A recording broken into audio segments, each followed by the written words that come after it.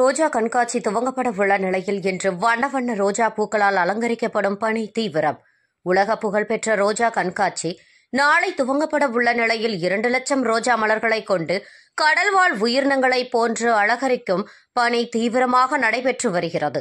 இதனை சுற்றுலா பயணிகள் ஆர்வத்துடன் கண்டு மகிழ்ந்து புகைப்படம் மற்றும் செல்ஃபி எடுத்து மகிழ்ந்து வருகின்றனர்.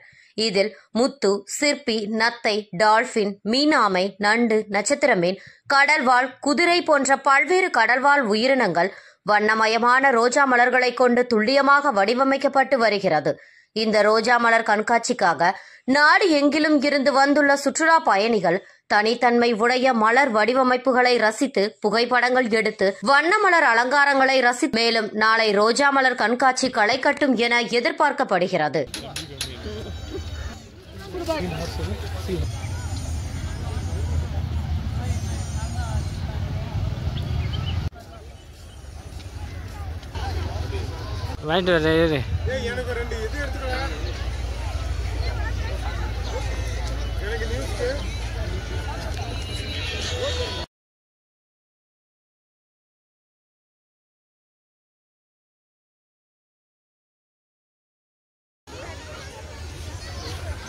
அடல்